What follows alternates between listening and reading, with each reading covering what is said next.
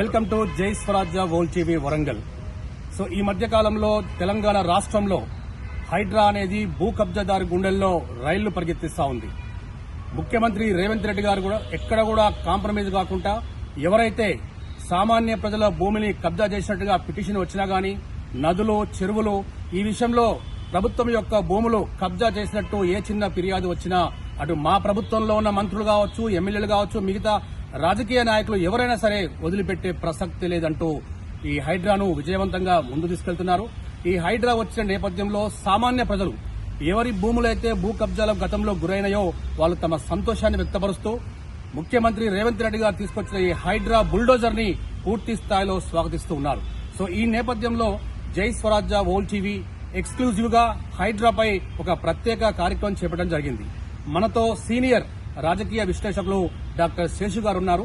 మరి హైడ్రా విషయంలో శేషు గారు ఎలా స్పందిస్తారో అడిగి తెలుసుకుందాం. శేషు గారు, గత కొంతకాలంగా తెలంగాణ రాష్ట్ర వ్యాప్తంగా హైడ్రా అనేది భూ కబ్జాదారు గుండెల్లో రైళ్లు పరిగెత్తిస్తా ఉంది. ముఖ్యమంత్రి రేవంత్ రెడ్డి గారు కూడా ఎక్కడా కాంప్రమైజ్ కాకుండా హైడ్రా బుల్డోజర్స్ ని ముందు తీసుకువెళ్తున్న నేపథ్యంలో మరి దీనిపై మీరు ఎలా స్పందిస్తారు? జై స్వరాజ్ వరల్డ్ టీవీకి స్వాగతం.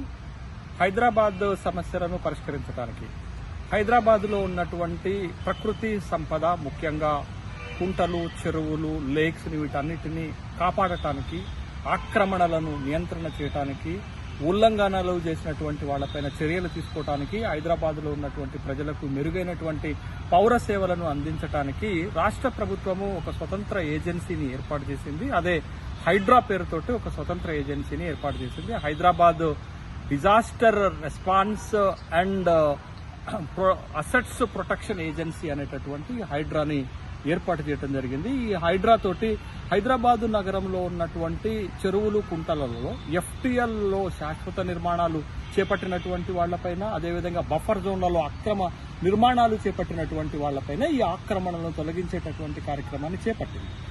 ఎప్పుడైతే హైడ్రా తన పనిని మొదలుపెట్టిందో 18 ప్రాంతాల్లో 158 ఆక్రమణలు తొలగించడమే కాదు, 44 ఎకరాల భూమిని ఇవాళ హైడ్రా తన స్వాధీనంలోకి తెచ్చుకున్నటువంటి సందర్భంలో ఆక్రమణదారుల గుండెలలో రైళ్లు పరిగెడుతున్నటువంటి సందర్భాన్ని చూశాము. వాళ్లే ఇవాళ హైడ్రా పైన విమర్శలు చేస్తున్నారు, ఆరోపణలు చేస్తున్నారు, హైడ్రామాగా అభివర్ణిస్తున్నారు. కానీ నిజంగా హైడ్రామా కాదు, ఆక్రమణదారుల గుండెల్లో గుణపాలు దింపేటటువంటి ఒక ఏజెన్సీగా మారింది. కాబట్టే ఇవాళ తెలంగాణ రాష్ట్ర వ్యాప్తంగా హైడ్రాకి మంచి ప్రశంసలు వస్తున్నాయి.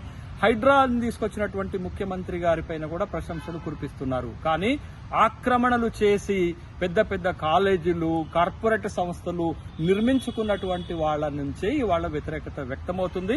వాళ్ల వ్యతిరేకతను పట్టించుకోవాల్సిన అవసరం లేదు.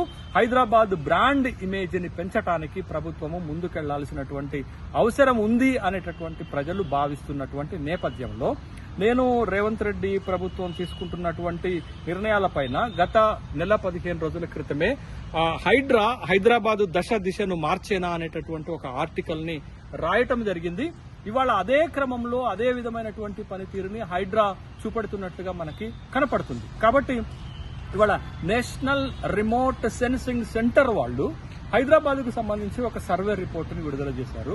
వాళ్ళ సర్వే రిపోర్టు ప్రకారంగా ఏం చెప్తుంది అని అంటే, హైదరాబాద్ లో 1728 చెరువులు, కుంటలు, చిన్న చెరువులు ఉంటే ఈ 45 సంవత్సరాల్లో 61% చెరువులు, కుంటలు మాయమైపోయినాయి. అంటే దరిదాపు 1000 చెరువులు మాయమైపోయినాయి. ఇప్పుడు కేవలం 700 చెరువులే ఉన్నాయి. అవి కూడా కుచించుకపోయినటువంటి సందర్భం ఉన్నది. కాబట్టి ఇవాళ హైదరాబాద్ నగరంలో గాని, వరంగల్ నగరంలో గాని తేలికపాటి వర్షాలు పడితే నగరము మొత్తం కూడా వరద నీటితోటి మునిగిపోతుంది.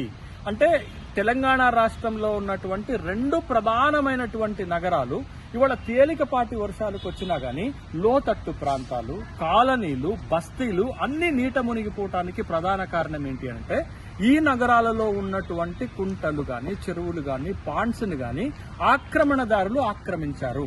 ఇవాళ హైదరాబాద్ కు ఉన్నటువంటి పేరేంటది? ఒక లేక్ సిటీ.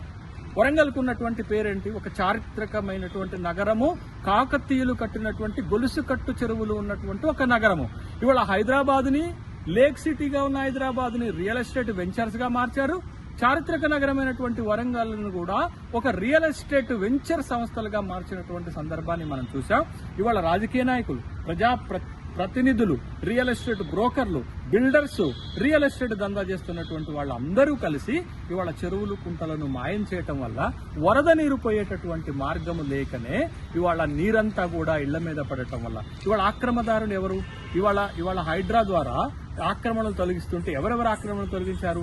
జన్వాడలో ఉన్నటువంటి ఫామ్ హౌస్ ని తొలగించడానికి ప్రయత్నాలు జరుగుతుంటే కోర్టుకు వెళ్లి స్టేలు తీసుకొస్తున్నారు. ఎన్ కన్వెన్షన్ ని ఇప్పటికే కూల్చివేతల సందర్భం జరిగింది. నాదం చెరువులో చేసినటువంటి మెడికల్ కాలేజీ పైన ఇవాళ అభియోగాలు వస్తున్నాయి. మల్లారెడ్డి లాంటి ఒక ఎడ్యుకేషనల్ ఇన్స్టిట్యూషన్స్ అన్ని కూడా FTL లో కట్టారనేటటువంటి ఆరోపణలు వస్తున్నాయి. తర్వాత ఫాతిమా కాలేజీ కూడా FTL లో కట్టారనేటటువంటి ఆరోపణలు వస్తున్నాయి. ఈ ఆరోపణలు వస్తున్నాయి. ఆరోపణలు తొలగిస్తుంటే ప్రజాప్రతినిధులైనటువంటి వాళ్ళు, ఎంపీలైనటువంటి వాళ్ళు సన్నాయి నొక్కులు నొక్కుతున్నారు. ఏమని నొక్కుతున్నారు? హైడ్రా మంచిదే, కానీ ఇది రాజకీయ కక్ష సాధింపుకు వాడుకోకూడదు.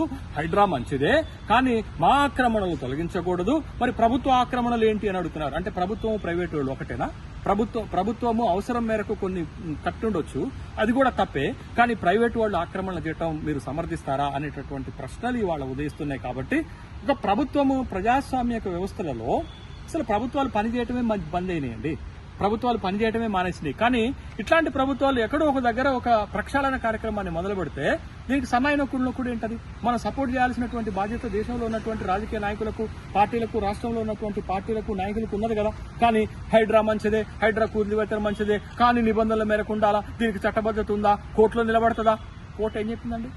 తెలంగాణ హైకోర్టు ఏం చెప్పింది? నిబంధనల మేరకు వ్యవహరించండి అని చెప్పింది. హైడ్రా కూల్చివేతలను హైకోర్టు అభినందించినటువంటి విషయాన్ని మీకు గుర్తు రావట్లేదా? కాబట్టి ఒక ప్రక్షాళన ప్రభుత్వం మొదలుపెట్టింది. ఆ ప్రక్షాళనని మనం సపోర్ట్ చేయాల్సినటువంటి అవసరం ఉంది. నగరాలను కాపాడుకోవాల్సినటువంటి అవసరం ఉంది. ఇవాళ తెలంగాణ రాష్ట్రంలో 2 గ్రేటర్ సిటీస్ ఉన్నాయి, 13 కార్పొరేషన్లు ఉన్నాయి, తర్వాత 130 మున్సిపాలిటీలు ఉన్నాయి. ఇవన్నీ కూడా ఒకే రకమైనటువంటి సమస్యలని ఎదుర్కొంటున్నాయి. ఈ మొత్తం ఈ మున్సిపాలిటీల్లో కానీ, కార్పొరేషన్లో కానీ, లేదా మన నగరాల్లో కానీ, ఈ గ్రేటర్ నగరాల్లో కానీ జరుగుతున్న తంతు ఏంటండి? ఆక్రమణలు ప్రధానమైనవి. ఆక్రమణలు ఏం చేస్తున్నారండి? అరే, ప్రకృతి సంపద అయినటువంటి చెరువులు, కుంటలు, వీటన్నిటిని కూడా ఆక్రమణ చేస్తున్నారు. మీకు వరంగల్ నగరానికి వచ్చేసరికి చారిత్రక నగరం. ఇక్కడ కాకతీయులు పెద్ద ఎత్తున గొలుసు కట్టు చెరువుల నిర్మాణం చేపట్టి అటు వ్యవసాయానికి, ఇటు త్రాగునీరుకి పెద్ద పెద్ద చెరువుల నిర్మాణం చేశారు.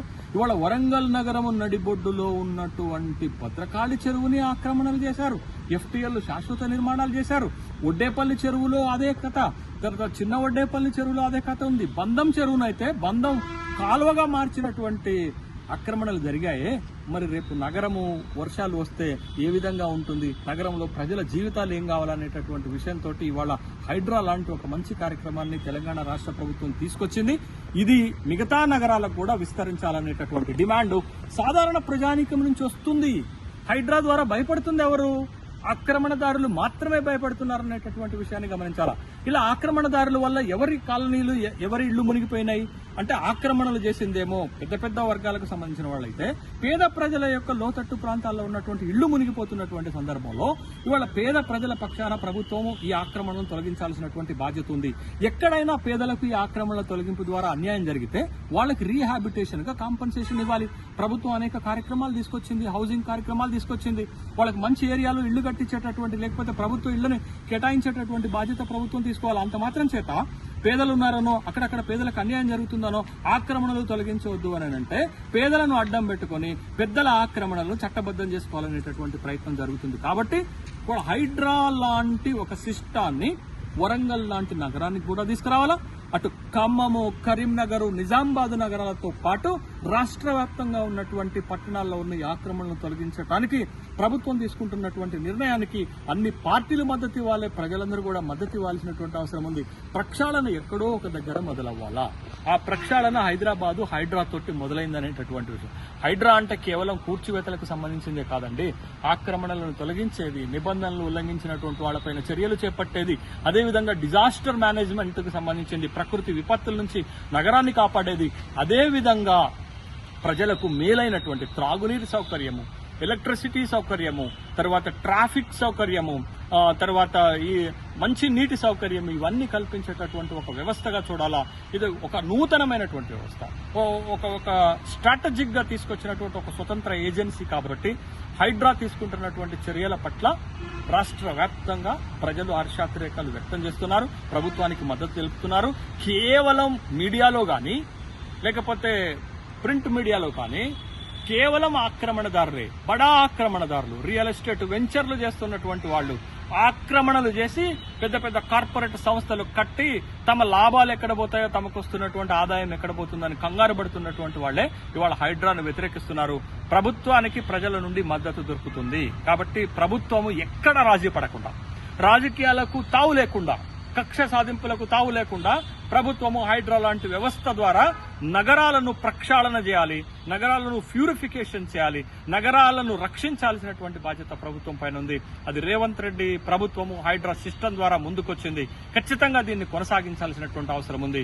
కోర్టులలో కేసులు వేస్తారనో లేకపోతే తన ప్రభుత్వాన్ని కూలగొడతారనేటటువంటి భయంతో కాకుండా ఇది ప్రజల పక్షాన ఈ కార్యక్రమాన్ని ముందుకు తీసుకుపోవాల్సినటువంటి బాధ్యత రేవంత్ రెడ్డి ప్రభుత్వం పైన ఉన్నది. గతంలో కూడా సిపిఐ నారాయణ గారు ఒక కామెంట్ చేశారు. ఏమి చేశారు అనంటే, రేవంత్ రెడ్డి ఒక విధంగా హైడ్రా ద్వారా పులి మీద స్వారీ చేస్తున్నారు, ఆ స్వారీ పులి మించి గనక దిగితే ఆ పులే రేవంత్ రెడ్డిని తినేస్తుంది అనేటటువంటి ఒక భయాందోళన వ్యక్తం చేశారు. నిజమే, ఇవాళ ఆక్రమణలు అన్ని తొలగిస్తుంటే ఈ పెద్ద వాళ్ళందరూ కూడా రేవంత్ రెడ్డి ప్రభుత్వాన్ని ఇబ్బంది పెట్టేటటువంటి అవకాశాలు ఉన్నాయనేటటువంటి అభిప్రాయం వస్తుంది. అయినప్పటికీ కూడా ఖచ్చితంగా రేవంత్ రెడ్డి ప్రభుత్వం ముందుకెళ్లాలనేటటువంటి నిర్ణయం తీసుకుంది కాబట్టి రేవంత్ రెడ్డి గారు ఆ బ్రహ్మకుమారిల సమావేశంలో మాట్లాడుతూ ఒక మాట చెప్పారు. ఏం చెప్పారంటే, నేను ఒక విధంగా కురుక్షేత్ర యుద్ధం చేస్తున్నాను అని చెప్పారు. నిజమే, కురుక్షేత్ర యుద్ధం చేపట్టేటప్పుడు అవతల వాళ్ళు మనవాళ్లున్నా, మనకు సంబంధించిన భూమి ఉన్నా, మనకు సంబంధించిన ఆక్రమణలు ఉన్నా, మన పార్టీకి సంబంధించినటువంటి వాళ్ళున్నా తొలగించాల్సినటువంటి బాధ్యత ఉంది. నిష్పక్షపాతంగా వ్యవహరించినప్పుడే హైడ్రా లాంటి ఒక స్వతంత్ర ఏజెన్సీ తన పనితీరుని నిష్పక్షపాతంగా, ట్రాన్స్పరెంట్ గా పనిచేస్తుందనేటటువంటి విషయాన్ని ఇక్కడ మనం గమనించాలి. కాబట్టి హైడ్రా పైన ప్రజలు పెద్ద ఎత్తున ఆశలు పెట్టుకున్నారు. ఆ ఆశలను ఒమ్ము చేయకుండా, పెద్దల యొక్క ఒత్తిడికి లోబడకుండా హైడ్రాను ముందుకు తీసుకువెళ్లి నగరాలను కాపాడాల్సినటువంటి బాధ్యత ఉంది. ఇట్లాంటి సంఘటనే దేశంలో ఒక సందర్భంలో జరిగినటువంటి ఉదంతాన్ని మీ ముందుకు తీసుకొస్తున్నాను. 1968లో బీపీ మండల్లో బీహార్ ముఖ్యమంత్రిగా బాధ్యతలు చేపట్టినప్పుడు తన ముందు ఒక సమస్య వచ్చింది.